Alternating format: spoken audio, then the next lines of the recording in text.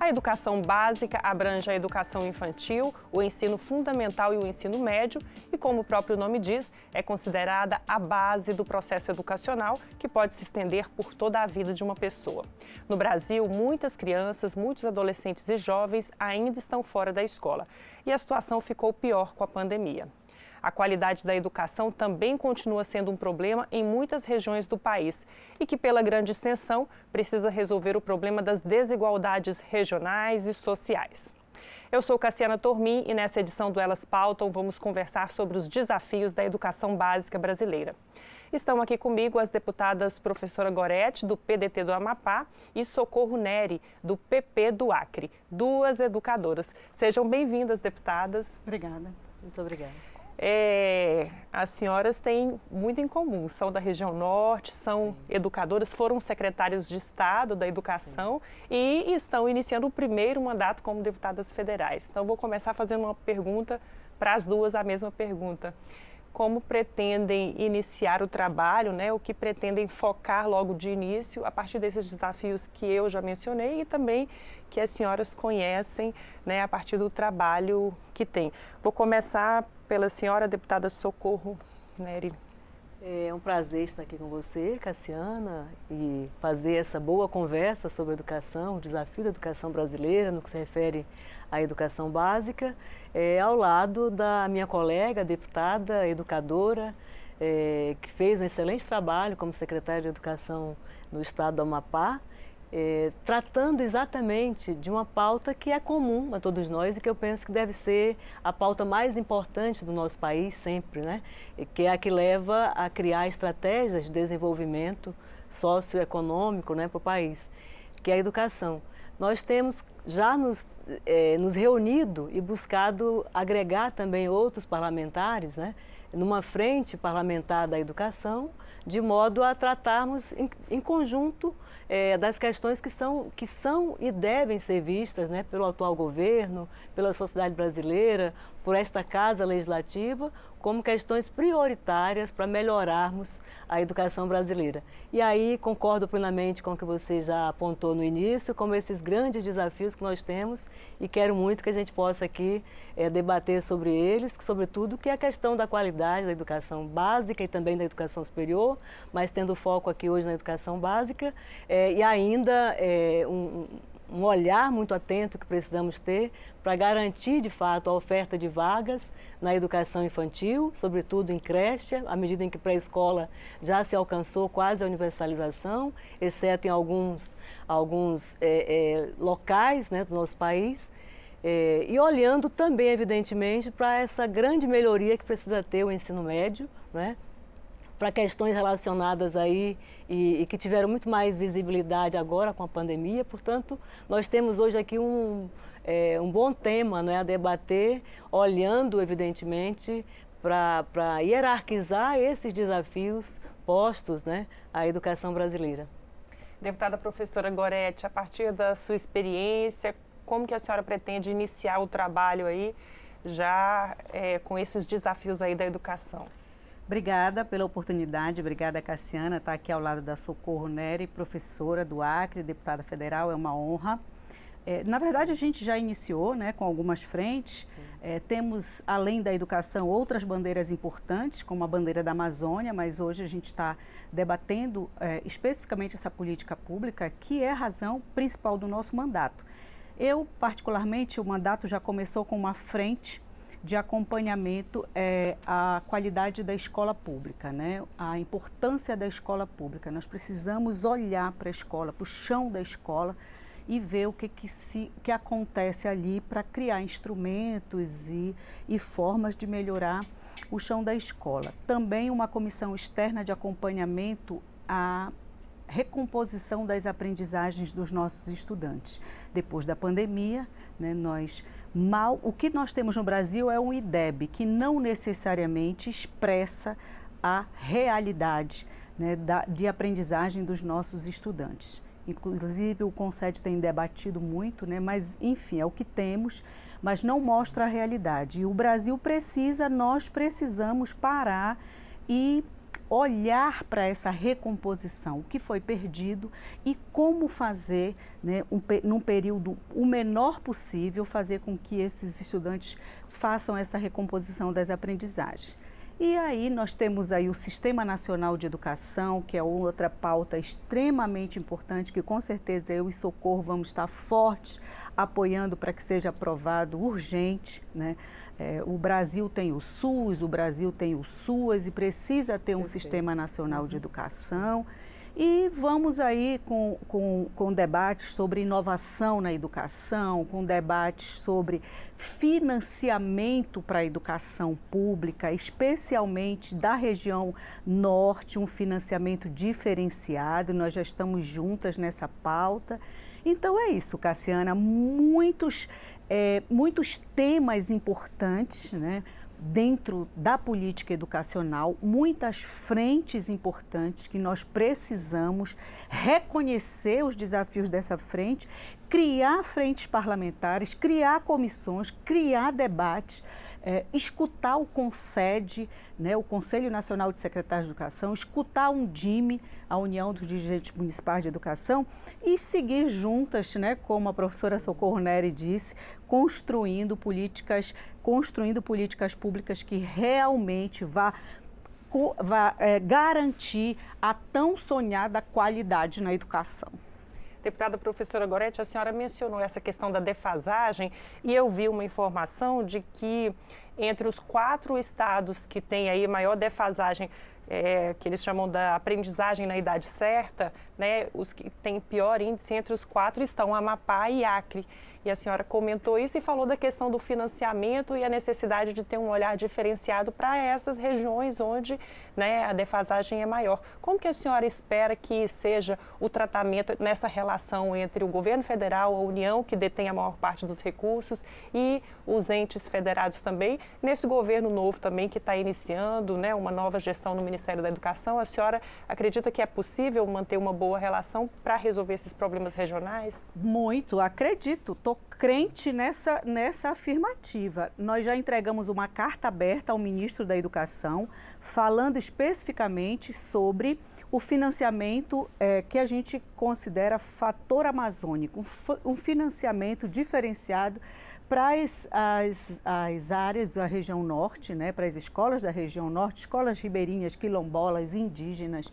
E nós, acredito que o diálogo, nós pedimos a abertura de um grupo de trabalho do MEC, entre o MEC, o FNDE, os parlamentares que defendem essa pauta, para a gente construir esse financiamento diferenciado. Mas quero fazer uma observação. Eu sou uma defensora do Sistema Nacional de Educação por conta da possibilidade do sistema definir exatamente entre os entes federados quais as responsabilidades de cada um, para que esses entes federados juntos possam chegar lá na ponta e alfabetizar as crianças na idade certa.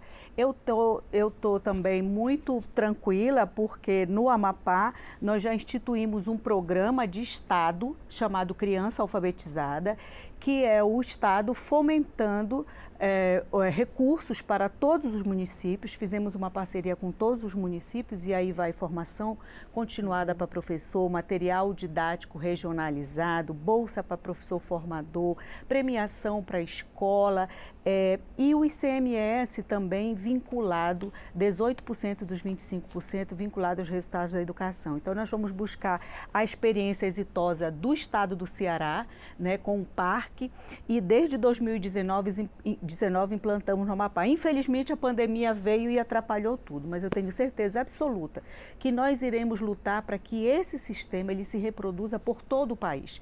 Nós não podemos ter no Brasil ilhas de excelência, estados que estão maravilhosamente bem, quando a grande maioria não está, né? Então nós precisamos ter todo o Brasil com financiamento, com metodologias, com sistemas de responsabilidades iguais para que a gente possa dizer o aluno da escola pública realmente tem qualidade. Deputada Socorro, a senhora, eu vou deixar para a Sim. senhora responder. Eu queria Sim. também, emendando Sim. no seu comentário, Sim.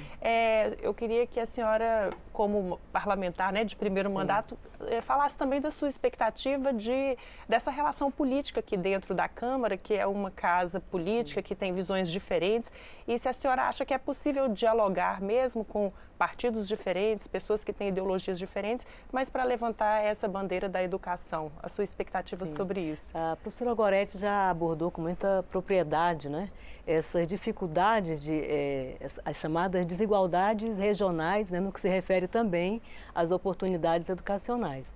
Nós temos que olhar sempre para a educação e para a grande finalidade dela, que é garantir escola de qualidade, garantir o direito à aprendizagem a todos os estudantes, tendo em vista de que há fatores externos que interferem nesse processo e fatores internos, que nós estamos vindo, né, e somos de regiões do país, acho que a região mais pobre do nosso país, que é a região norte, e região com um grande potencial econômico do ponto de vista, né, das suas riquezas naturais, mas com grandes dificuldades. Daí a importância de se olhar para o que a professora Gorete já havia comentado e uma pauta, né, que eu quero muito também estar junto, fortalecendo, porque ela de fato é necessária, olhar para a região amazônica, para a região norte, com um olhar diferenciado.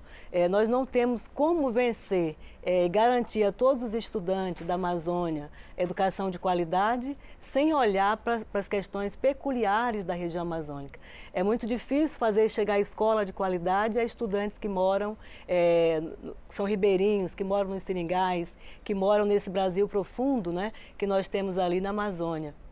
Ali se tem um custo com transporte escolar, com merenda escolar, com levar professores melhor formados, né, para essas regiões, que precisa ser de fato considerado pelo Ministério da Educação, pelo Sistema Nacional de Educação, que nós vamos trabalhar para fazer agora, né, finalmente finalizar a aprovação aqui na Câmara dos Deputados e depois acompanhar a implementação disso, de modo a termos essas condições, do ponto de vista do sistema, de trabalhar também, amenizando, minimizando esses fatores externos que interferem, né, no processo de aproveitamento dos nossos estudantes. A nossa região é uma região que vem apresentando crescimento na qualidade da educação. Se olhar o último IDEB, nós vamos encontrar, inclusive, que no caso do Acre, por exemplo, nós não tivemos ali, apesar da pandemia, apesar de todas as adversidades advindas da pandemia,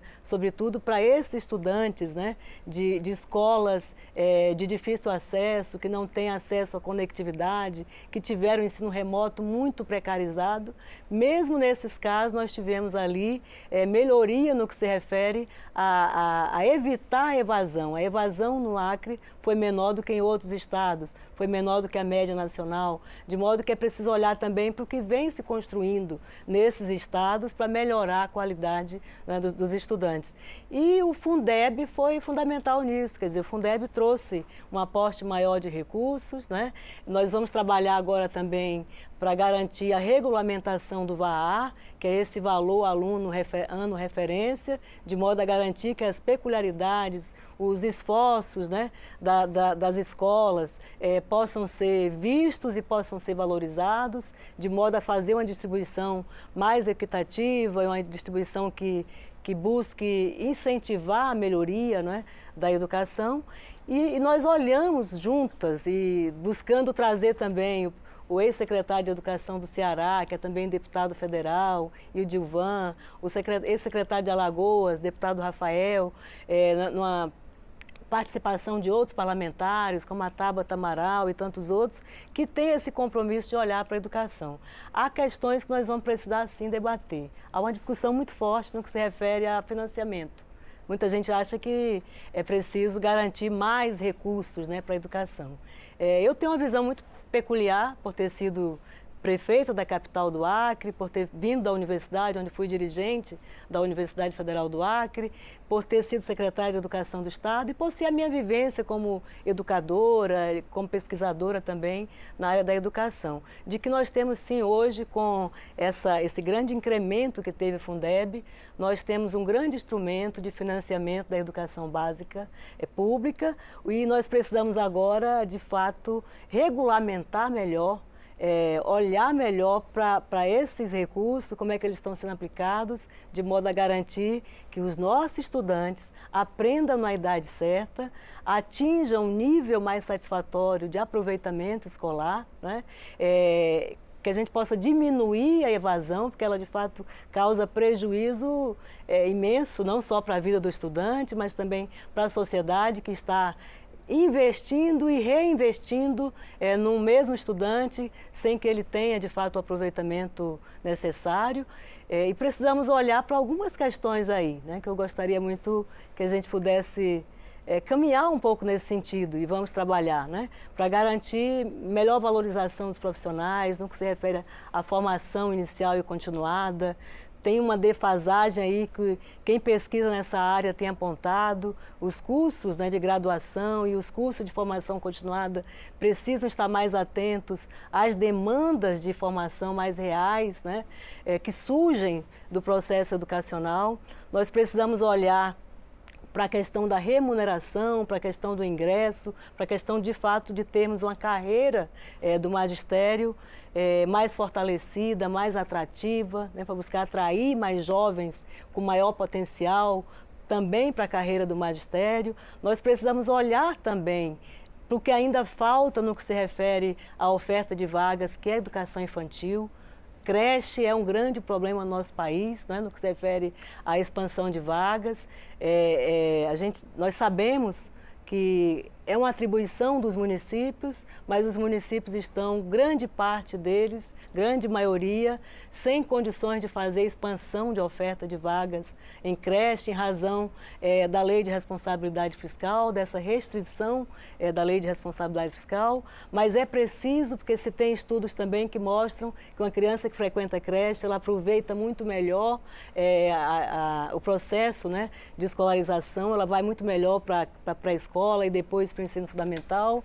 Nós precisamos olhar também com muita atenção, que é onde reside a grande evasão escolar, que é o ensino médio, buscar tornar o ensino médio não apenas uma fase que prepara para o ensino superior, mas uma fase que tem competências, atribuições curriculares, né, de desenvolvimento cognitivo dos estudantes e de atendimento desses desafios do mundo contemporâneo. E olhar para a educação superior. Eu penso que um outro momento para debater educação superior também no nosso país, ele é importante, porque a gente fala muito da educação básica e tem que falar, e é essa ênfase na agenda da educação básica que trouxe a melhoria de tornar o Fundeb um fundo permanente, trouxe mais recursos, e agora caminhando para o Sistema Nacional de Educação, como já disse a professora Goretti, né, definindo melhor as competências entre os entes federados, nós vamos ter condições, sem dúvida, de olhar para esses grandes desafios e buscar articular com o governo federal, por meio do Ministério da Educação, e a gente aqui tem que reconhecer como, eu diria, para mim, um grande alento ver o Ministério da Educação com gente tão talentosa e tão experiente na gestão da educação básica do nosso país, como a professora Isolda, como o próprio ministro, que foi governador do Ceará e que lidou tão bem com a pauta da educação, como outros colegas que estão também em outras pastas, né, importantes ali no Ministério. Portanto, a gente tem, eu penso, né, que nós temos hoje, enquanto parlamento, um Ministério da Educação à altura desse bom debate para olharmos para as políticas públicas do país. Deputada professora Goretti, a questão da tecnologia, vocês já comentaram aqui sobre essa questão do ensino remoto, e não só isso, né, a necessidade mesmo de garantir conectividade a todas as escolas do país, que faz parte também dessa nova educação, e não só pensando na região norte, que é uma região que tem, né, maior dificuldade, né, pela localização geográfica, mas também no país como um todo. O que a senhora defende aí que tem que ser feito para garantir a conectividade de todas as escolas do país? Já está passando da hora, né? A gente já, nos últimos 4 anos, esse debate foi intenso, né? Que anteriormente a esse período da pandemia já deveria haver no Brasil um grande investimento nas tecnologias, em ferramentas digitais para ajudar no processo de ensino-aprendizagem do estudante. Eu penso que é importante, eu penso que a gente tem que fazer frente, a gente tem que discutir, debater com o MEC, porém eu acho que tem coisas muito, muito, muito sérias que a professora Socorro Nery já falou, que é a evasão escolar, que é a aprendizagem na idade certa, garantir que o estudante aprenda na idade certa, que é a defasagem em idade série, que sempre nós temos aí na etapa do 6º ao 9º ano, muito estudante com defasagem em idade série. Né? O próprio debate sobre o novo ensino médio, né, que tem uma turma defendendo que pare com esse novo ensino médio, comece tudo do zero, né? E outra turma dizendo que não, tem que continuar. E isso eu acho que tem que haver um debate profundo, porque esse novo ensino médio ele não foi construído só por uma pessoa dentro de um gabinete, houve investimento, capacitação, e tudo isso a gente precisa ver. E como a professora Socorro Nery falou também, há uma média de 40% de evasão, né? 38%, 39% de evasão de estudantes no Brasil, de estudantes do ensino médio. Então, é um índice alto, né, é um deputada? índice assustador, assim como é uma tragédia silenciosa a própria escola produzir analfabetos. O estudante fica na escola no primeiro ano, fica na escola no 2º ano, quando vai para o 3º ele não sabe ler e escrever corretamente. Então, esses são debates reais que nós temos que conquistar urgente, até porque a questão digital, ela veio para ficar, ela muda a vida das pessoas, mas o que adianta um jovem saber usar toda forma de ferramenta, ter acesso, se o professor não recebeu a qualificação adequada, na hora adequada, porque há necessidade também de um debate nacional sobre o que de fato é formação continuada. Não é apenas fazer cursos, especializações para professores. Os professores, eles precisam receber formação ao longo do ano letivo para que eles encontrem metodologias ativas que possam ajudar a destravar a dificuldade que o estudante tem na sala de aula para o processo de ensino-aprendizagem. Então, isso são temas muito fortes, muito importantes, e é claro que vamos lutar para que nossas escolas tenham acesso à internet, para que nossos professores tenham acesso, recebam formação para a utilização, né? Uma escola digital, uma escola também rica de saberes, mas penso que tem debates fortes sobre evasão, os problemas que a pandemia trouxe, questões socioemocionais na escola, questão de saúde mental dos nossos estudantes, dos nossos profissionais da educação. Então, eu e Socorro Nery aqui, junto com o Idilvan, junto com o Flávio, Tabata e outros profissionais, outros deputados federais, estaremos com certeza nesse foco, debatendo o que realmente importa para a educação pública desse país. A gente está chegando ao final do programa, passa rapidinho, né? Falar de educação nunca tem fim. Mas eu vou deixar um minutinho para cada uma das senhoras fazer as considerações finais, começar pela senhora deputada Socorro. Eu digo sempre, o privilégio, né, de ser secretária de Educação do Acre por 11 meses, agora no pós-pandemia. Nós estávamos já caminhando, né, saindo daquela fase mais crítica da pandemia, e eu tive ali como uma atribuição, conduzir o processo, iniciar o processo de retomada do ensino presencial. De fato, a pandemia evidenciou desigualdades que são muito profundas, desigualdades sociais, que refletem na educação, desigualdades, inclusive dentro do próprio sistema, com escolas de melhor qualidade do que outras no próprio sistema, mas evidenciou esse atraso que nós estávamos vivendo no que se refere de fato a implementar a conectividade nas escolas, a garantir, a olhar mais para a qualidade, para as condições que favorecem a qualidade do ensino, não é? Esse debate estava meio amortecido e a pandemia evidenciou que nós precisamos fazer e temos buscado fazer. Eu observei nesse período de secretária, todos os estados trabalhando para garantir que os profissionais, de forma infelizmente, atendendo uma emergência, pudessem passar a utilizar recursos tecnológicos de modo a criar ambientes remotos, não presenciais de aprendizagem. Fizemos isso de forma muito aligerada, atendendo a emergência, mas se colocou como uma grande necessidade. É preciso olhar agora para garantir, de fato, que esses fatores internos ao sistema escolar sejam corrigidos, de modo a que o sistema esteja mais pronto para atender melhor as diferenças dos seus alunos, mas é preciso também que a gente olhe para o que de fora da escola interfere no seu processo, que são as desigualdades sociais do nosso país, que são muito evidentes, perversas, né, que precisam ser superadas. Nós precisamos ter aí um grande programa mesmo, uma grande política de inclusão social, de redução da pobreza, de olhar para o que o país precisa corrigir no que se refere a esse grande déficit, né, social que nós temos.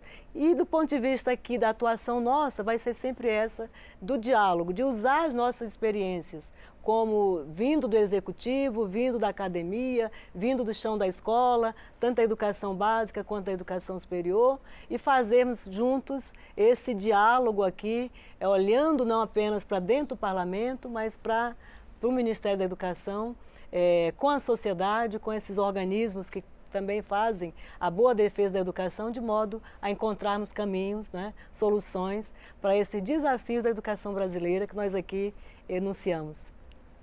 Deputada professora Gorete, suas considerações. Agradeço a oportunidade, agradeço a conversa com a Socorro Neri, com a experiência que ela tem, e quero pedir que nossos colegas parlamentares somem forças com todas nós que defendemos a política educacional.